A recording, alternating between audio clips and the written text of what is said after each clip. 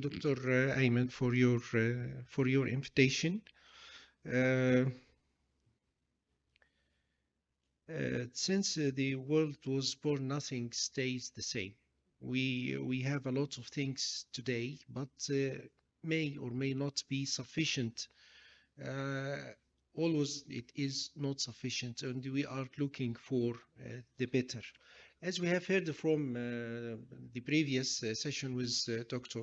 Michael, the most reports are citing the cumulative patency rate of stenting of the iliocaval segment is ranging from 90 to 100% in the non-thrombotic causes of this obstruction. And this number drops to 74 to 89% for the thrombotic lesions over 3 to 5 years. Not only it is the issue, but the issue is also in the long-term patency of the stent. In recanalized chronic total occlusion is 10 to 20% less than the patency with the stenotic lesions. At 72 months, primary patency rate is 79%. And the assisted primary and the secondary assisted secondary cumulative patency is 100% in the non-thrombotic lesions. But this is not the case with the thrombotic lesions. In the thrombotic lesion, it decreases with a great reduction in this patency to reach 57 primary 57% primary patency, 80% with the assisted primary, and 86% in the secondary patency. The cumulative rate of severe in-stent restenosis, which is defined as stenosis more than 50%, occurred in 5% of the cases. It is not surprising that this is in the thrombotic. It is 10 times more than the non-thrombotic lesions. The results for the non-thrombotic occlusion when you are treating them with endovascular with putting stenting may be satisfactory for the time being, but it is not satisfactory in cases of the thrombotic occlusion because the results are dismal, and we have to have a strategic change about this. So there is a change or a tendency to do what I'm going to tell you now is proper prevention of the VTE. Early treatment of the DVT as early as it could allow complete thrombus removal. And afterward comes the irrepressible role of anticoagulants prophylaxis against DVT. What is in the future? There is changes about this, which is the advances in the imaging and advances in the thrombus removal to reinvigorate the envisage that I have just said. What about the investigations? All we know about the IVUS, which can scan the vein from inside, but this IVUS has somewhat a limited resolution. It is 100 micrometer, but it has a great depth. And if you put in conjunction with it an optical coherent tomography, this will tremendously increases the benefits of both, because the OCT has the greatest resolution, which reaches 10 to 20 micron. This is under investigation, and it has been first used in the coronary to be extrapolated to and to be used into the peripheral vascular disease, the arteries and the veins. What about the advance in the thrombus removal? We have the first is the pharmacomechanical. The pharmacomechanical use of thrombolytic therapy in conjunction with mechanical removal. The first of all, the angiojet, which is present in the Egyptian market, is Boston Scientific. It uses smaller doses of thrombolytic therapy and together with the suction in order to have a complete removal of the thrombus, as you see. The second Here's how one, it which works. When an uses. obstruction ممكن نسكت الصوت منين لو سمحت؟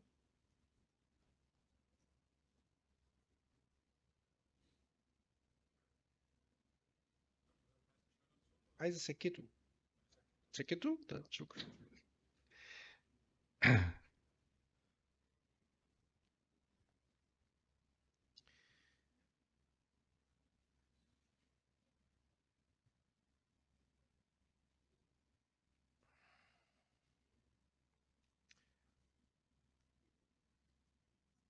The second one, which is used pharmacomechanical, using the ultrasound waves from inside in order to expose the plasminogen receptors to the infused thrombolytic therapy.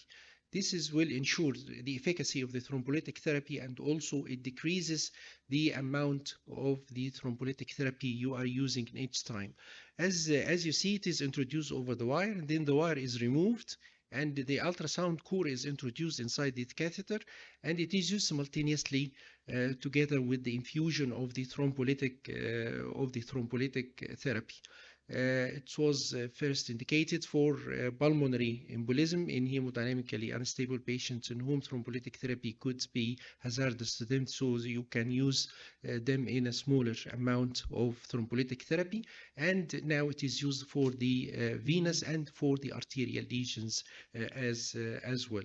Also, it is a Boston Scientific, and it is present in our market.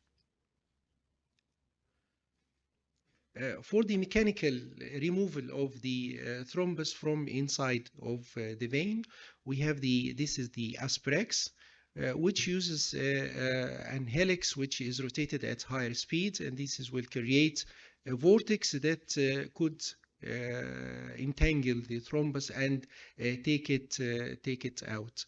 It is an 8 French catheter. It has its special wire that is introduced over it, and also it will be connected with a bag for the removed thrombus to be collected inside. It has its version in the arterial. This is another type of but using the same principle as well. This is, as you see, and this is the effluent is taken to the collecting bag, which is you can inspect it later on, and you can see how much of the thrombus have you removed from this thrombus. Second, which is used also mechanical only in the form of a suction, is the penumbra catheter. This penumbra catheter was first used in the neurointervention, and now it's been used in the pulmonary embolism and the peripheral venous thrombosis as well. As you see from the demonstration here, can be introduced up to the lesion, and the separator is used in order to rock this thrombus, and is attached to a strong negative pressure that would suck the thrombus to the outside.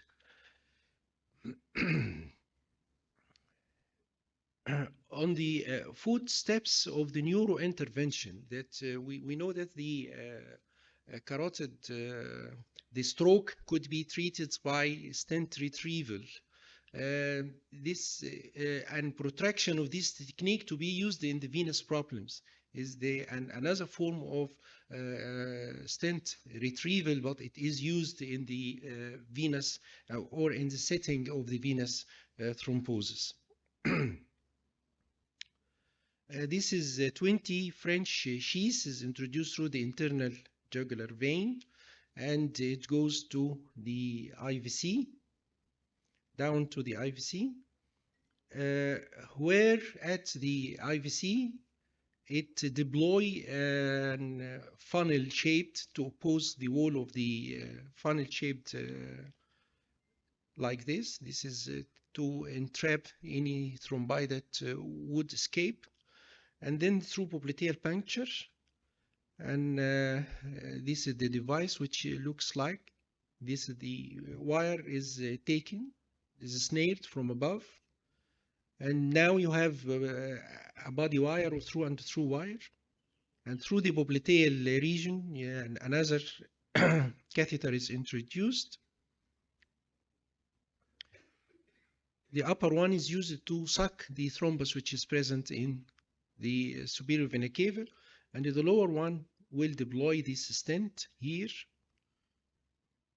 like that in order to capture the thrombus and to get it out. Any remnant of thrombi present there can be aspirated through a syringe, and then this funnel can be recaptured again, and it is to be removed, as you see. Yes, this is the completion of the